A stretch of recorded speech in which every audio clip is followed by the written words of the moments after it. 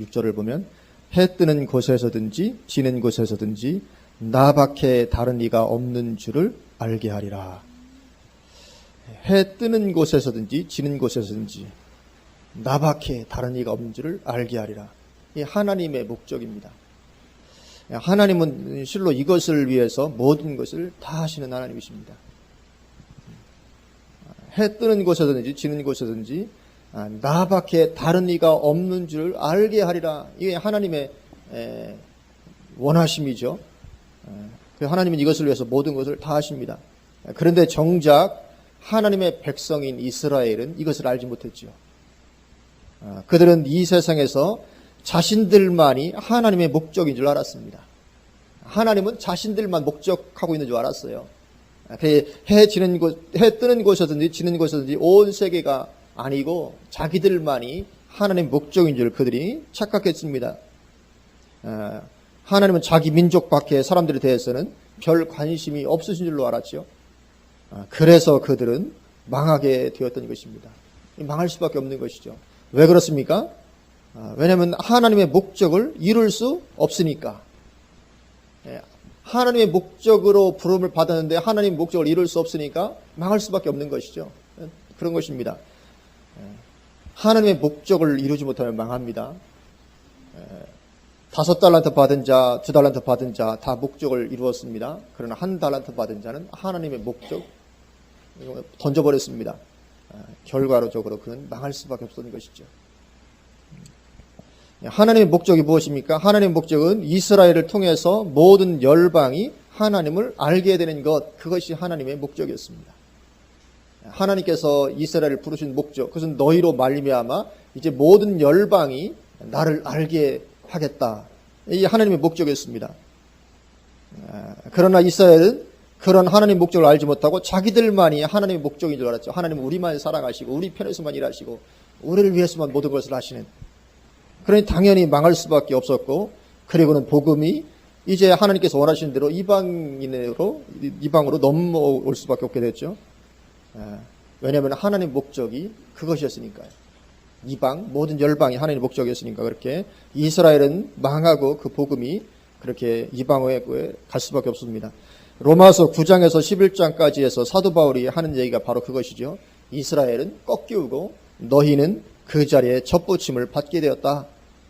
그렇게 말씀을 하고 있습니다. 하나님의 목적을 알지 못한 결과로 이스라엘이 꺾임을 받을 수밖에 없었던 것이죠. 그런데 이러한 일은 우리에게서도 역시 동일하게 반복될 수 있다는 것입니다.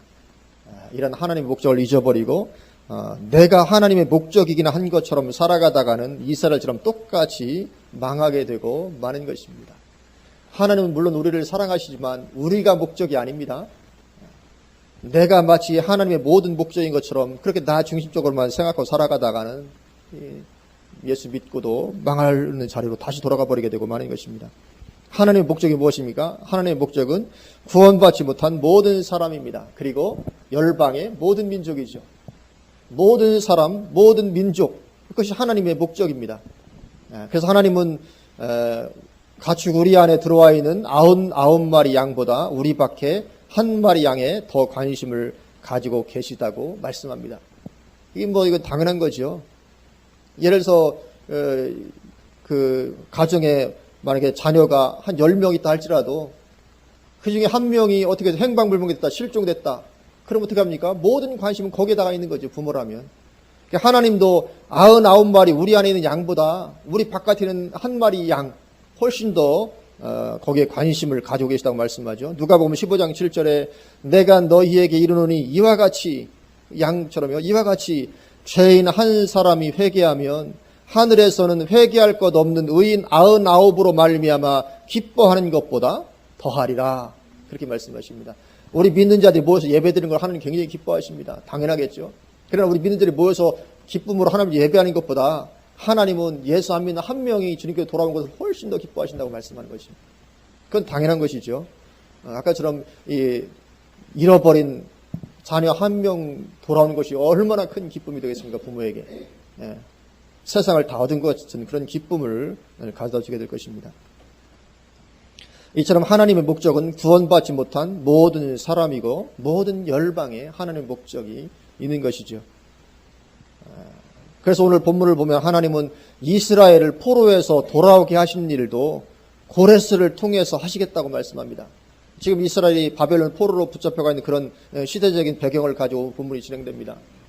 그래서 거기에서 이제 이스라엘로 돌아오게 할 것인데 그 땅으로 그 일을 내가 고레스를 통해서 하는데 그 목적도 그것을 위해서 모든 열방, 모든 사람들이 하나님을 알도록 하는 그 일을 위해서 내가 그를 택해서 하겠다고 말씀하시죠.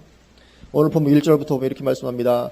여호와께서 그의 기름 부음을 받은 고레스에게 이같이 말씀하시되, 이 고레스는 하나님을 알지 못하는 이방 왕입니다. 근데 하나님은 하나님 목적을 위해서는 안 믿는 이방인에게도 기름을 부으실 수 있습니다. 우리는 별로 기름 부음 받지 못하는데 말하자면 안 믿는 불신자가 훨씬 더 기름 부음을 받을 수 있어요. 왜냐하면 하나님의 일을 성취하기 위해서는. 그래서 고레스에게 기름을 부어버립니다. 하나님께서. 그래서 내가 그의 오른손을 붙들고, 이게 결국은 기름 부음입니다. 오른손을 내가 붙들고 일을 한다는 게 이게 사실 기름 부음이죠. 내가 그의 오른손을 붙들고 그 앞에 열국을 항복하게 하며 내가 왕들의 허리를 풀어 그 앞에 문들을 열고 성문들이 닫히지 못하게 하리라. 내가 너보다 앞서가서 험한 곳을 평탄하게 하며, 이게 지금 우리를 향해서 하는 말이 아니라 고레스, 이방왕 고레스를 향해서 지금 주는 말씀입니다. 내가 너보다 앞서가서 험한 곳을 평탄하게 하며 논문을 쳐서 부수며 쇠빗장을 꺾고 내게 흑암 중에 보화와 은밀한 곳에 숨은 재물을 주어. 그래서 목적이 나옵니다. 내 이름을 부르는 자가 나 여호와 이스라엘의 하나님인 줄을 내가 알게 하리라. 먼저는 고레스에게 알게 하는 거죠. 먼저는 고레스라 그러면 야 정말 하나님, 이스라엘의 하나님이 살아계시는 하나님이시구나. 그래서 먼저는 고레스에게 알게 하신다는 거죠. 4절, 내가 나의 종 야곱, 내가 택한 자 이스라엘 곧 너를 위하여 내 이름을 불러 너는 나를 알지 못하였을지라도 내게 칭호를 주었노라. 나는 여호와라. 나 외에 다른 이가 없나니 나밖에 신이 없느니라.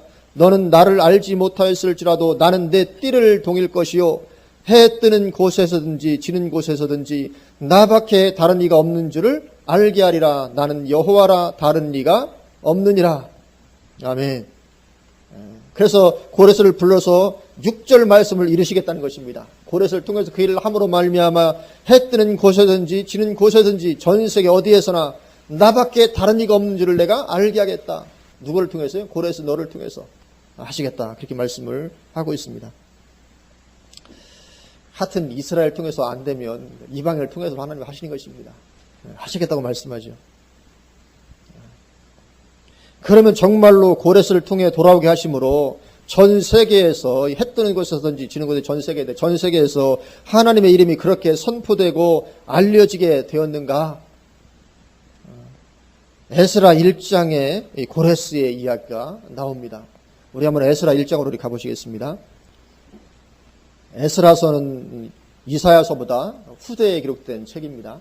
나중에 에스라 1장 보면 이렇게 말씀합니다. 1장 1절부터 보면 바사왕 고레스 원년에 여호와께서 예레미야의 입을 통하여 하신 말씀을 이루게 하시려고 바사왕 고레스의 마음을 감동시키심에 그가 온 나라에 공포도 하고 조소도 내려 이르되, 자기 온 나라에 지금 공포도 하고 조소도 내립니다. 2절, 바사왕 고레스는 말하노니 하늘의 하나님 여호와께서 세상 모든 나라를 내게 주셨고 나에게 명령하사 유다 예루살렘에 성전을 건축하라 하셨나니, 이 지금 고레스가 온 나라 백성들에게 선포하는 것입니다. 하늘의 하나님 여호와께서 세상 모든 나라를 내게 주셨다. 그러면 고레스가 세상 모든 나라를 다 통치하고 다스렸습니까? 당시의 관점으로 보면 고레스가 통치한 지역이 세상 모든 나라였다. 그것이죠. 당시에 이 고레스가 다스린 땅이 너무나 어마어마하게 넓었거든요. 굉장히 광대한 영토였는데 당시의 관점으로 보면 세상 모든 나라를 내가 지금 다 통치하고 있다. 옛날 중국도 그랬잖아요. 삼국지 같은 거를 보면 제갈량이 그 유비한테 계책을 베풀면서 천하 삼분지계 이거 하잖아요. 그렇죠? 천하를 셋으로 나눠서 통치하는 계략, 거기서 사실 땅은 중국인데 천하라고 얘기해요. 천하를 세서 나누자. 이 당시 관점으로 볼 때 이 고레스 왕이 차지했던 이 지역이 세상 모든 나라라고 할 수 있을 만큼 그런 것이었던 거죠. 그런데 그 온 나라에 공포도 하고 조서도 내려서 하나님의 하나님 되심을 선포한 거죠. 1절에 3절 이스라엘의 하나님은 참 신이시라 너희 중에 그의 백성된 자는 계속 선포하죠. 이스라엘 하나님은 정말 참 하나님이시다. 너희 중에 그의 백성된 자는 다 유다 예루살렘으로 올라가서 이스라엘의 하나님 여호와의 성전을 건축하라. 그는 예루살렘에 계신 하나님이시니라. 그 남아있는 백성이 어느 곳에 머물러 살든지 그곳 사람들이 마땅히 은과 금과 그 밖의 물건과 짐승으로 도와주고 그 외에도 예루살렘에 세울 하나님의 성전을 위하여 예물을 기쁘게 드릴지니라 하였더라. 결국은 본문 6절에서 해 뜨는 곳에서든지 지는 곳에든지 나밖에 다른 이가 없는 줄을 알게 하리라 이 예언이 그대로 성취되었던 것을 보게 됩니다. 여기 해 뜨는 곳에서부터 해 지는 데까지는 당시의 관점 보면 고레스가 통치하던 모든 지역을 가리키죠. 저게 전 세계 모든 세상 그것이 해 뜨는 곳에서부터 지는 곳입니다. 그래서 이 말씀이 그대로 성취되었던 것을 보게 됩니다. 이 당시 고레스가 점령한 지역은 광범위했습니다. 뭐 우리나라 크기와는 비교도 될 수 없을 만큼 광범위한 페르시아 제국이죠. 그 페르시아 제국 전 지역에 전 지역을 통치했는데 그래서 넓은 지역이기 때문에 지역들마다 그들이 섬기는 신들이 다 달랐습니다. 무수한 종류의 신들을 그들은 섬기고 있었죠. 그런데 고레스로 말미암아 그 모든 지역에 여호와 하나님의 이름이 선포되게 되었던 것입니다. 이 고대 시대 왕의 선포니까 얼마나 영향력이 컸겠습니까? 아무도 감히 여호와 하나님의 이름을 비난하거나 하지 못했을 것입니다. 그 고대 시대 왕이 그렇게 온 나라의 조선들의 공포에서 선포하니까 어느 지역에서든지 여호와 하나님의 이름을 감히 함부로 부를 수 없을 만큼 온 땅 모든 지역에 그렇게 하나님의 이름이 선포되게 되었던 것을 보게 됩니다. 하나님은 이렇게 되기를 원하신다는 거죠. 그래서 하나님은 우리를 사랑하시지만 내 자체가 목적이 아닙니다. 나를 통해서 다른 영혼들이 그리고 궁극적으로는 모든 열방이 하나님을 알게 되는 것 그것이 하나님의 목적이신 것이죠. 그렇기 때문에 우리는 반드시 이 하나님의 목적을 마음에 품고 살아야만 될 줄로 믿습니다. 왜냐하면 하나님의 목적을 버리면 그것은 곧 하나님을 버리는 것과 똑같기 때문에 그렇습니다. 내가 하나님의 목적을 버리면 그것은 하나님을 버리는 것과 똑같은 것입니다. 그래서 우리는 반드시 하나님의 목적을 우리 마음에 품고 살아야 됩니다. 그렇게 하지 않다가 멸망했던 이스라엘처럼 우리가 그 길을 가면 안 될 줄로 믿습니다. 그렇게 하나님은 모든 사람들이 오직 하나님만이 참 신이시라는 것을 알기를 원하시는 것이죠. 오늘 본문 7절에도 나는 빛도 짓고 어둠도 창조하며 나는 평안도 짓고 환난도 창조하나니 나는 여호와라 이 모든 일들을 행하는 자니라 하였노라. 아멘. 하나님 이것을 알라는 거죠. 이걸 알기를 원하시는 것입니다. 하나님만이 이 세상의 모든 것을 주관하시는 참신 참 하나님이다. 그것을 알라는 거죠. 그래서 하나님은 그것을 온 세상에 알리시기 위해서 이스라엘을 포로에서 구원하시되 바사제국 고레스의 손을 통해서 그렇게 하신 것이죠. 그래서 하나님의 의도대로 고레스를 통해서 온 천하에 하나님의 이름이 널리 선포가 되게 됩니다. 그런데 이것이 이스라엘에게는 대단히 자존심 상하는 일이 될 수 있습니다. 왜냐하면 이스라엘 백성들은 자신들은 하나님의 선민이라는 프라이드를 가지고 있었기 때문에 그렇습니다. 신앙생활을 잘하건 잘하지 못하건 이 프라이드는 항상 가지고 있었습니다. 이스라엘 백성이.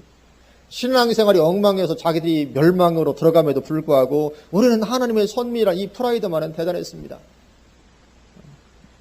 하여튼 뭐 신앙생활을 제대로 하진 않아도 이 프라이드는 있는 거죠. 프라이드. 그래가지고 말하자면 지금 장로교 통합측이 꼭 그렇습니다. 지금 통합측이 자신들은 지금 종교다원주의를 향해 나아가고 있으면서도 한국의 장자교단이라는 프라이드는 대단합니다. 통합측 항상 자기들이 한국의 장자교단, 우리가 장자교단. 그래서 모든 단체를 다 간섭하고 이단 시비를 벌입니다. 하여튼 모든 단체를 다 간섭하고 이단 시비를 벌입니다. 마치 미국이 전 세계 모든 나라 일들에 다 관여하는 것과 똑같습니다. 미국도 지금 자기 나라가 훨씬 더 타락해 가고 있음에도 불구하고 이 프라이드를 가지고 있습니다. 전 세계에 말하면 장자 나라와 같은, 우리는 전 세계 모든 일에 우리가 다 관여하고 간섭하고 우리가 바르게 해줘야 될, 우리는 그런 나라다. 미국인들의 그런 프라이드가 있습니다. 국민들 한 사람 한 사람이 다 그런 프라이드를 가지고 있어요. 그래서 자기들은 타락해 간 건 말건 전 세계 일들을 다 간섭합니다. 너희들 그렇게 하면 안 돼. 그건 옳은 것이고 그건 그런 것이고 자기들 다 이렇게 하거든요. 미국이. 지금 이스라엘이 그런 것입니다. 신앙생활을 제대로 안 하고 있으면서도 하나님의 선민이라는 프라이드는 가지고 있는 것입니다. 그런데 그런 선민을 구원하는데 누구를 통해서 하십니까? 자기들이 개같이 여겼던 이방인 왕을 통해 하시는 것입니다. 이스라엘 백성들은 이방인들을 개로 여겼거든요. 개처럼. 근데 아니 나를 구원하는데 그 개 같은 취급을 했던 그들을 통해서 우리를 구원하다니. 이게 그 기분이 안 좋은 거죠. 하나님의 선민으로서. 마땅치 않은 것입니다. 그래서 이 포로에서 돌아오게 되는 그 자체는 좋지만 그 과정이 영 마땅치 않고 그래서 하나님께 불만이 생기는 거죠. 불만인 것입니다. 왜 꼭 그렇게 하셔야 되는가? 그래서 오늘 본문 9절 이하는 그런 이스라엘의 자세를 책망하시는 것이죠.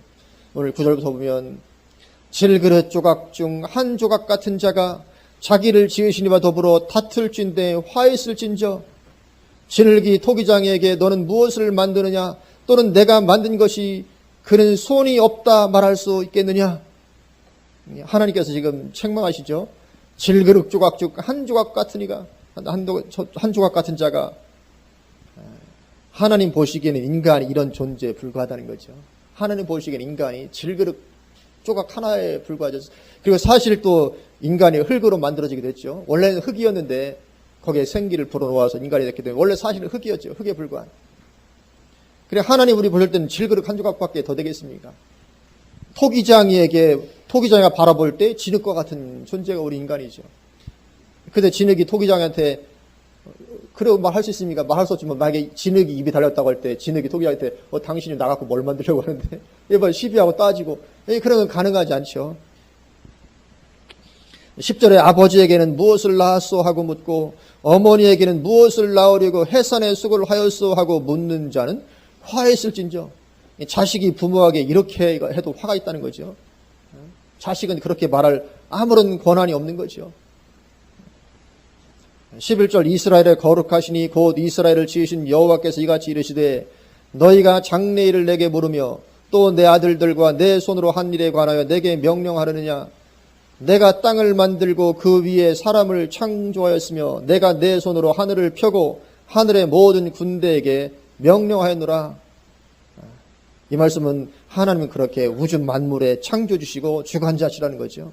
하나님은 하나님, 나는 하나님이다. 우주 만물을 내가 창조했고 내가 다 주관한다. 모든 권한이 다 나에게 있다. 그것이죠. 하나님은 우리를 하나님 마음대로 다루실 권세가 있는 줄로 믿습니다. 우리는 절대로 하나님 저를 왜 이렇게 다루세요? 저를 왜 이렇게밖에 대우하십니까? 그렇게 따질 수가 없는 거죠. 하나님의 권한에 다 있는 것입니다. 그렇게 이스라엘을 책망하시고는 내가 고레스를 택했는데 고레스를 택하되 공의로 택했다. 그렇게 말씀하십니다. 13절 내가 공의로 그를 일으킨지라. 하나님의 공의로 되어지는 줄로 믿습니다. 여기 그는 고레스를 가리킵니다. 그래서 영어 성경을 보면 고레스라고 번역을 하고 있죠. NIV 성경을 보면 내가 공의로 고레스를 일으켰다.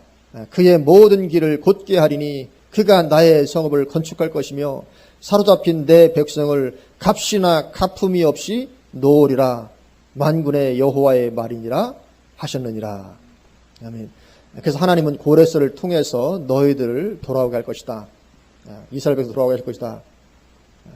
그런데 거기 보면 내 백성을 값이나 가품이 없이 놓으리라. 그렇게 말씀하십니다.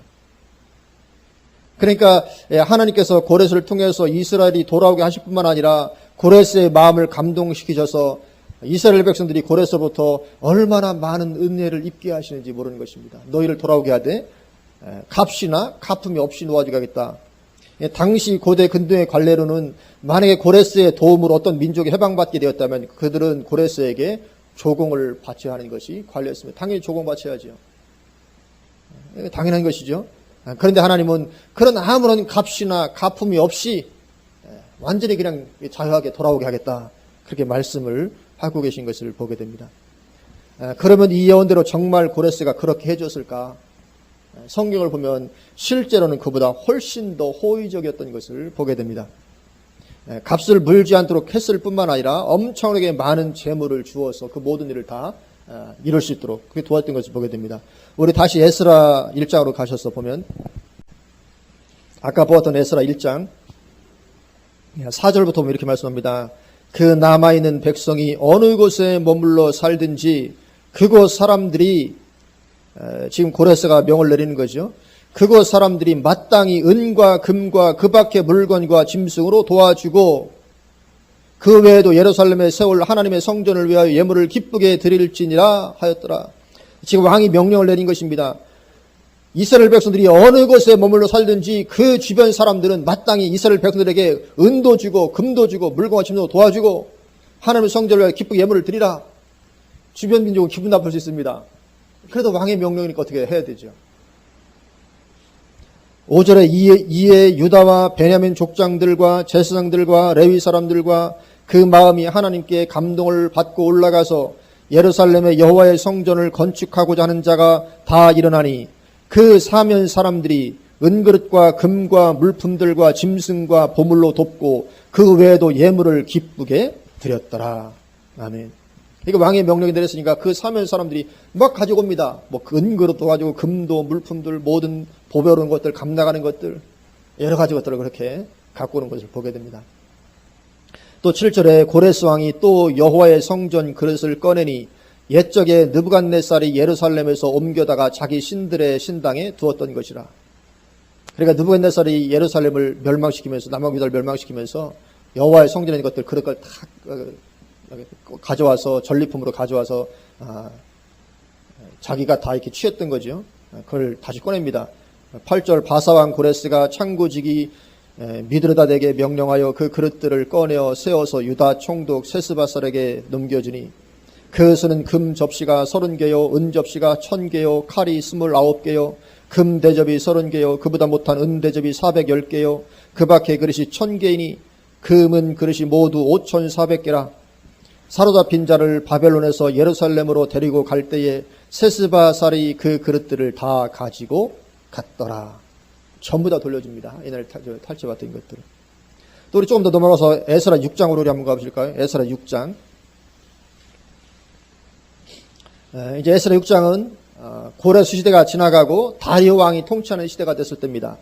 6장 1절 보면 이에 다리오 왕이 조서를 내려 문서 창고 곧 바벨론의 보물을 쌓아둔 보물 전각에서 조사하게 하여 메대도 앙메다 궁성에서 한 두루마리를 찾았으니 거기에 기록하였으되 고레스 왕 원년에 조서를 내려 이르기를 고레스 왕이 내린 조서가 발견하죠. 내려 이르기를 예루살렘에 있는 하나님의 성전에 대하여 이르노니 이 성전 곧 제사 드리는 초소를 건축하되 지대를 견고히 쌓고 그 성전의 높이는 60규빗으로 너비도 60규빗으로 하고 큰 돌 3켜에 새나무 1켜를 놓으라. 그 경비는 다 왕실에서 내리라. 그리고 예루살렘 성전 건축하는 경비를 다 왕실에서 낸다는 페르시아 왕실이죠. 낸다는 그 조서를 발견하게 되는 거죠. 또 느부갓네살이 예루살렘 성전에서 탈취하여 바벨론으로 옮겼던 하나님의 성전 금은 그릇을 돌려보내어 예루살렘 성전에 가져다가 하나님의 성전한 각기 제자리에 둘지니라 하였더라. 이제 유브라데 강 건너편 총독 다뜨네와 스발보스네와 너희 동관 유브라데 강 건너편 아비삭 사람들은 그곳을 멀리하여 하나님의 성전 공사를 막지 말고 이제 주변 사람들한테 명령을 내는 겁니다. 너희들 절대로 이스라엘 백성들 성전 건축하는 거 방해하지 마라. 유다 총독과 장로들이 하나님의 이 성전을 제자리에 건축하게 하라. 내가 또 조서를 내려서 하나님의 이 성전을 건축함에 대하여 너희가 유다 사람의 장로들에게 행할 것을 알리노니 왕의 재산 곧 유브라데 강 건너편에서 거둔 세금 중에서 그 경비를 이 사람들에게 끊임없이 주어 그들로 멈추지 않게 하라. 그러니까 모든 공사대금을 다 세금을 다 충당하겠다는 거죠. 9절 또 그들이 필요로 한 것 곧 하늘에 하나님께 드릴 번제의 수송아지와 수량과 어린 양과 또 밀과 소금과 포도주와 기름을 예루살렘 제사장의 요구대로 어김없이 날마다 주어 그러니까 성전 건축하는 모든 비용도 왕이 다 대주고, 그리고 하나님께 제사 드리는 그 번지라든가 그런 모든 짐승까지도 다 대주라. 그렇게 명령을 내리고 있는 거죠. 그들의 하나님께 향기로운 제물을 드려 왕과 왕자들의 생명을 위하여 기도하게 하라. 내가 또 명령을 내리느니 누구를 막론하고 이 명령을 변조하면 그의 집에서 들보를 빼내고 그를 그 위에 메어달게 하고 그의 집은 이로 말미암아 거름더미가 되게 하라. 만일 왕들이나 백성이 이 명령을 변조하고 손을 들어 예루살렘 하나님의 성전을 헐진대 그곳에 이름을 두신 하나님이 그들을 멸하시기를 원하노라. 나 다리오가 조서를 내려놓으니 신속히 행할지어다 하였더라. 아멘. 그리고 12절 보면 만일 왕들이나 백성이 이 명령을 변조하고, 그리고 왕조차도 누구라도 이 명령을 변조하지 못하도록, 그렇게 굉장히 이스라엘 백성을 포로에서 돌아오기만 했을 뿐만 아니라 하나님께서 엄청난 것으로 갚아주시죠. 이처럼 하나님은 때로는 포로로 고생을 시키실 때도 있지만 해주실 때는 이처럼 화끈하게 해주시는 하나님들로 믿습니다. 하나님 그런 게 있는 것 같아요. 할 때는 그러니까 애굽의 노예 생활하던 이스라엘 백성들도 출애굽할 때 엄청난 보물들을 재물들을 많이 얻어서 나오게 하셨잖아요. 그래서 때로는 하나님 우리를 연단시키시기도 하고 고생도 시키지만 해주실 때는 이처럼 화끈하게 해주시는 하나님인 줄로 믿습니다. 우리가 소망을 갖게 되기를 바랍니다. 언젠가 하나님 계속 바라보는 우리에게도 하나님께서 이렇게 화끈하게 해줄 때가 있을 줄로 믿습니다. 틀림없이 그럴 줄로 믿습니다. 다시 우리 본문으로 돌아오십니다.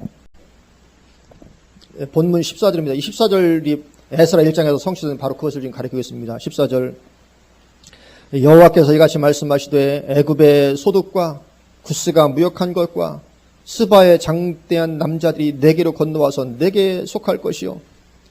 그러니까 애굽의 소득, 구스가 무역한 이 재물들이 너에게 올 것이다 그런 말이거든요. 놀라운 하나님께서 축복을 열어주시는 거죠. 속할 것이요 그들이 너를 따를 것이라. 사슬에 매여 건너와서 내게 굴복하고 간구하기를 하나님이 과연 내게 계시고 그 외에는 다른 하나님이 없다 하리라 하시니라. 그렇게 될 뿐만 아니라 신앙도 고백하게 되죠. 하나님이 과연 내게 계시고 그 외에는 다른 하나님이 없다 하리라. 하나님의 목적이 이루어지고 있는 것을 보게 되는 거죠. 그래서 우리는 이 하나님의 목적을 놓쳐서는 안 될 줄로 믿습니다. 하나님은 하나님의 목적을 위해서 모든 것을 다 하고 계신 것을 보게 됩니다. 반면에 여전히 하나님 믿기를 거부하고 그렇게 주변에 많은 사람들이 하나님께로 돌아오고 하지만 그러나 여전히 하나님 믿기를 거부하고 우상 숭배하면 영원한 수치밖에 있을 것이 없는 거죠. 그래서 16절에 우상을 만드는 자는 부끄러움을 당하며 욕을 받아 다 함께 수욕 중에 들어갈 것이로되.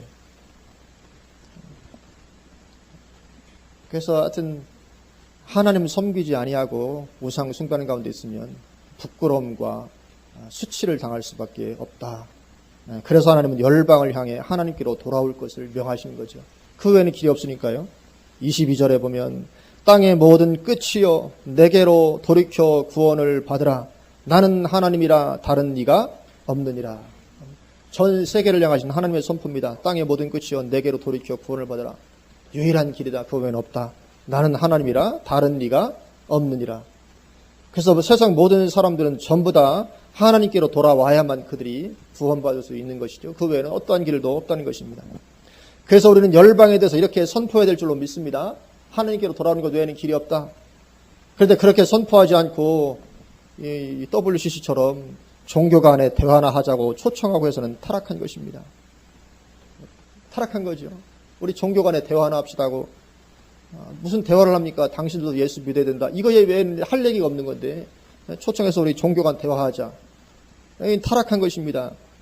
그래서 이 WCC의 이 선교관은 안 믿는 영혼이 아닙니다. 이번에도 그들이 이제 선교 선언문을 발표했잖아요. 그 23쪽인가까지가 있어서 너무 양이 길어가지고 양도 길 뿐만 아니라 정신을 집중하고 읽지 않으면 무슨 말인지 모릅니다. 얼마나 머리가 좋은지 하도 말을 이렇게 교묘하게 많이 써놔가지고 제가 다 읽어보지 못했는데 이들의 선교관은 안 믿는 영혼이 아닙니다. 그들의 선교관은 모든 피조 세계의 회복이 그들의 선교관입니다.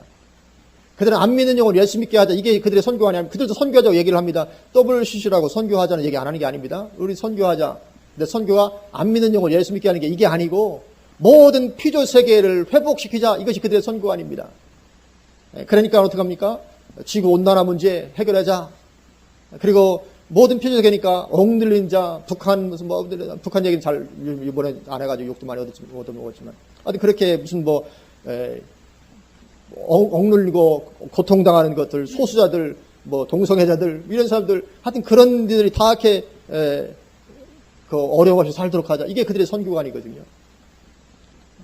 그들의 선교는 절대로 안 믿는 영혼 예수 믿게 하는 게 아닙니다. 이 세상, 하여튼 뭐 이 세상의 어떤 회복을, 사실 그 세상의 회복은 재림 후에 될 것인데, 천연왕국 새하늘과 새 땅에서. 근데 그들은 그래서 이 WC에는 재림관이 없습니다. 재림 소망 전혀 없습니다. 어쨌든 이 세상을 회복시킬 것이, 거기에 모든 것이 다 들어있지, 예수님의 오심을 기다리자, 이런 건 전혀 없습니다. WC에는. 왜냐하면 선교관이 그렇기 때문에 그렇습니다. 그렇게 해서 세계 평화를 이루어보자. 이게 그들의 취지입니다. 그렇게 해서 우리 세계 평화, 세계가 얼마나 고통하냐. 사실은 WCG가 출범한 게 1948년이거든요. 언제입니까? 1차 세계대전, 2차 세계대전이 끝나고 나서. 그러니까 그들에게는 이 평화에 아주 갈망이 있는 거죠. 어쨌든 우리가 세계 평화를 이루어보자. 그들의 핵심입니다. 그러나 주님은 절대로 그렇게 말씀하지 않습니다. 마태복음 10장 34절 35절에 내가 세상에 화평을 주러 온 줄로 생각하지 말라. 화평이 아니요 검을 주러 왔노라. 내가 온 것은 사람이 그 아버지와 딸이 어머니와 며느리가 시어머니와 불화하게 하려 함이니. 이 주님의 말씀입니다. 내가 세상에 화평을 주러 온 줄로 생각하니. 아마 이 말씀을 하면 WCG의 사람들 아마 그냥 기겁을 할 겁니다. 내가 세상에 화평을 주러 온 줄로 생각하냐? 화평이 아니라 내가 검을 주러 왔다. 그렇기 때문에 WCG가 추구하는 평화는 거짓 평화인 것입니다. 거짓 평화죠. 예수님은 절대로 바리새인들과 평화할 마음이 있으셨습니까? 없으셨습니까? 없으셨죠. 절대로 예수님은 바리새인들과 우리 일치하자, 뭐 그거 아니고 평화할 마음이 도무지 없습니다. 이 독사의 자식들아, 그렇게 하시지 우리 한번 평화롭게 하자, 대치하지 말고. 이 절대로 주님의 길이 아니죠.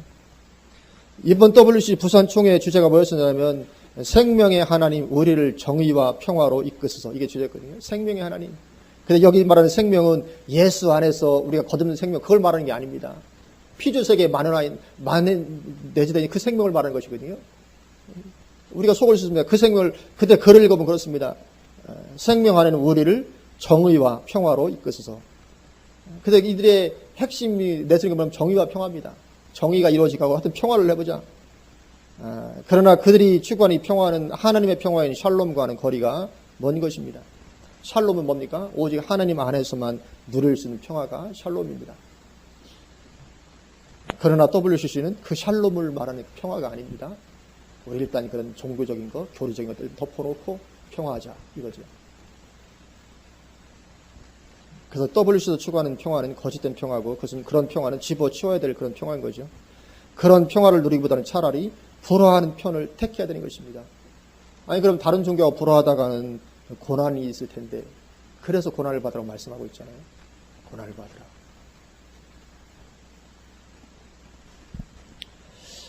그래서 하나님은 열방을 향하여 돌아올 것만을 명하고 계신 것입니다. 돌아오라는 말 외에는 다른 말을 하고 있지 않습니다. 돌아오라. 그래서 그렇게 해서 결국은 복음은 땅 끝까지 전파되게 되어 있는 것이죠. 오늘 본문 23절에 내가 나를 두고 맹세하기를 내 입에서 공의로운 말이 나갔은즉 돌아오지 아니하나니 내게 모든 무릎이 꿇겠고 모든 혀가 맹세하리라 하였노라. 아멘. 그렇게 전 세계적으로 하나님의 이름이 선포되고 사람들이 주님께로 돌아오게 되고 하는 것입니다. 물론 모든 사람이 다 믿게 되지는 않을 것입니다. 하나님의 살아계신 능력을 목격해도 안 믿을 사람은 안 믿는 법이죠. 그래서 24절에 그래서 내게 대한 어떤 자의 말에 공의와 힘은 여호와께만 있나니 사람들이 그에게로 나아갈 것이라. 무릇 그에게 노하는 자는 부끄러움을 당하리라. 이렇게 노하는 자들도 있습니다. 하나님을 향해서. 하나님을 거역하는 거죠. 모든 사람이 다 믿게 되지 않을 것입니다. 그 결과는 어떻습니까? 영원한 부끄러움을 당하는 것이죠. 영원한 부끄러움, 지옥밖에 없는 것이죠. 그렇기 때문에 우리는 오늘 본문 말씀을 돌아보면서 우리가 신앙생활을 하되 첫째로는 살아계시고 세상 모든 것을 주관하시는 유일하신 하나님을 실제적으로 믿는 믿음으로 충만해야 될 줄 믿습니다. 실제적으로 믿는 그 하나님을 믿는 믿음으로 충만될 것이고, 두 번째로는 모든 영혼, 모든 민족을 통해 영광받기를 원하시는 이 하나님의 목적을 하나님과 더불어 우리가 온 마음으로 공유해야 될 줄로 믿습니다. 그래서 그렇게 하나님의 나라와 의의를 먼저 구해야 되는 것이죠. 그래서 우리는 먼저 하나님의 나라와 의의를 구하는 것입니다. 그러면 하나님께서 나의 삶에도 놀랍게 운행하여 주실 줄로 믿습니다. 이런 하나님의 목적을 따라 우리가 달려가는 삶이 될 수 있기를 주님으로 축원을 드립니다. 아멘.